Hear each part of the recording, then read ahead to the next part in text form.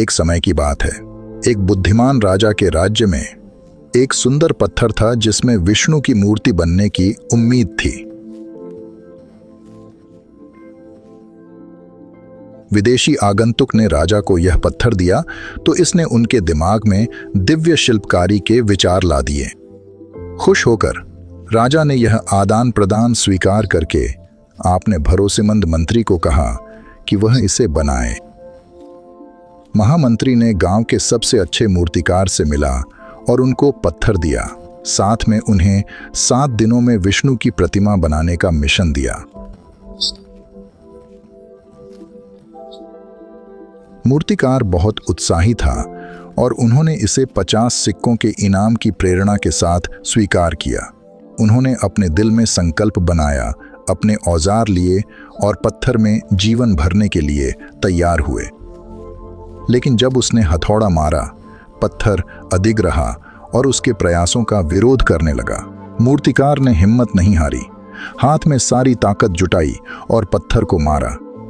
फिर भी पत्थर टूटने से इनकार करता रहा। 50 कोशिशों के बाद निराशा ने उसके मन में छाना शुरू किया, मगर वो हार मानने की कगार पर था जब उसके अंदर ज्ञान की एक चिंगारी जगी। शांत दिमाग और स्थिर हाथ लिए उसने आखिरी वार किया, पर पत्थर अभी भी अटूट था। फिर भी इस बार उसने नहीं हारा।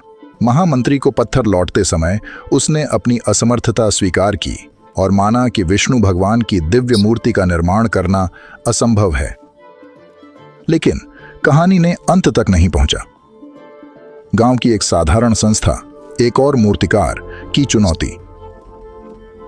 सीधे लेकिन दृढ़ विश्वास के साथ उसने वही हथौड़ा उठाया और पत्थर पर आसानी से मारा और उसे आसानी से तोड़ दिया। उस समय महामंत्री को इस कूटनीति की कहानी में छिपे गहरे सबक का एहसास हुआ। कभी कभी सफलता सिर्फ शक्ति या हुनर में नहीं होती, यह खुद में विश्वास करने, बाधाओं को पीछे छोड़ने और आखिरी कोशिश करने की हिम्मत रखने की बात है।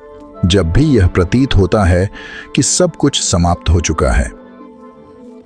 नए मूर्तिकार ने जैसे ही अपना काम शुरू किया, महामंत्री को समझ आ गया कि असली महत्व सिर्फ सफलता प्राप्त करने में नहीं होता, बल्कि लगातार संकल्प और दृढ़ विश्वास की यात्रा में होता है। और इसलिए नए उत्साह के साथ उसने हर चुनौती का सामना इसी आत्मविश्वास से करने का संकल्प लिया। मुझे आशा है कि आपने इस वीडियो से कुछ सीखा होगा। बढ़ते रहो।